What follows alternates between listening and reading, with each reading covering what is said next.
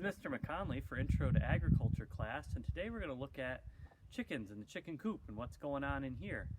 So our previous video we looked at the chicks that are getting ready to come outside. Now we're going to take a look at the adults today. So let's take a look. First of all, here's our chicken coop.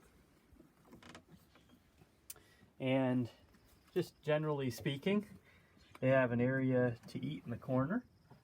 They have their waterer here. This is an automatic waterer.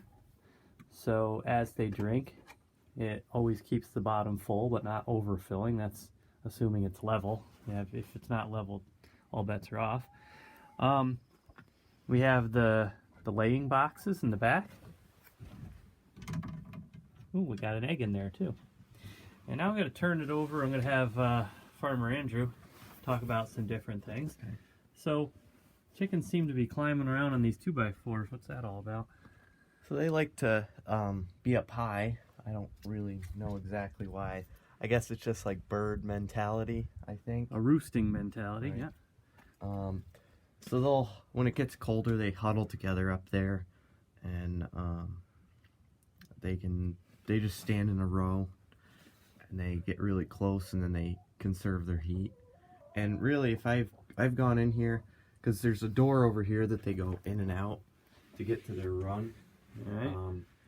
If I close that, it really will get quite a bit warmer than outside in here, and it blocks the wind and everything, so they stay pretty warm.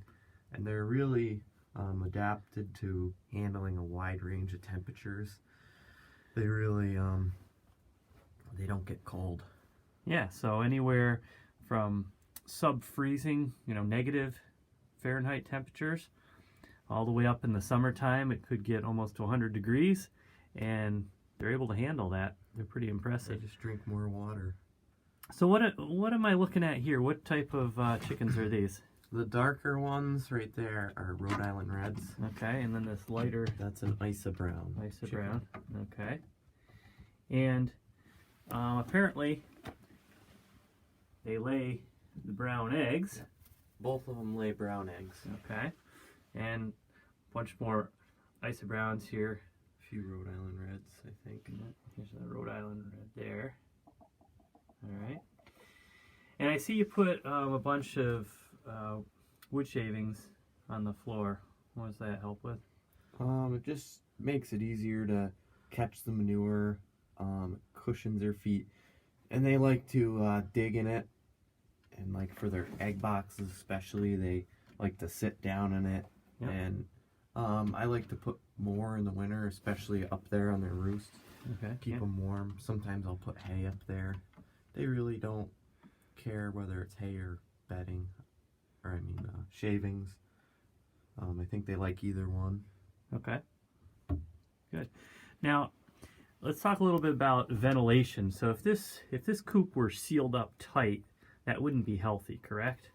So if we look up in here, where the roof rafters come to the top wall, hey girl, where the roof rafters come to the top wall, that's you can see the light coming up through.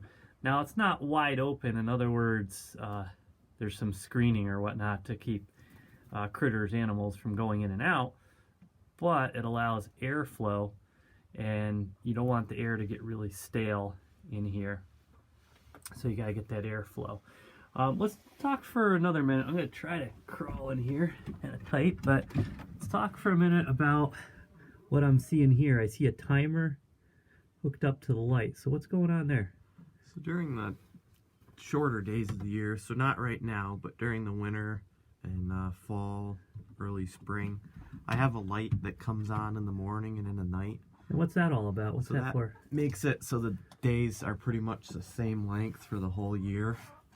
So they like to have it light in here, because then they'll lay more eggs and they'll be happier, and during the winter months keeps them going. Good, good. And also, speaking of electricity, I am reminded that down here to the waterer again, it's sitting on a round heated, almost like a little hot plate. So obviously, if it's very cold out, the water would freeze. the automatic water would just become a chunk of ice, wouldn't work. So this heating unit on the bottom is controlled by a thermostat, so if it gets below freezing, that will kick on and keep the water thawed out, and that way they can always have water at any point during the day. So anything else you want to add here? I just wanted to add, see that chicken there? Which one are we looking at? Head tucked down. Okay, yeah. Yeah, that's what they do during the winter. I don't know why she's doing it right now, but it helps them stay warmer. Well, it is a little cold this morning. It's about 32, so. I don't know why they're doing it, but. Yep. All right. So how much time does it take to, you got your cleaning tools and whatnot. How much time does it take to keep this coop cleaned up? I would say it takes, I don't know, half an hour if you keep up with it. Every, I don't know, what do you think, 2-3 weeks? Okay. And I just, after I clean it and put down new bedding, I'll just clean the bad spots for a little while, and I always add to the egg boxes with bedding. Sure. If they're dirty, then your eggs get dirty, and then it takes more time to clean them. Not to mention, we get a nice manure pile back here. You can't see it, but nice manure pile, which is excellent for the gardens.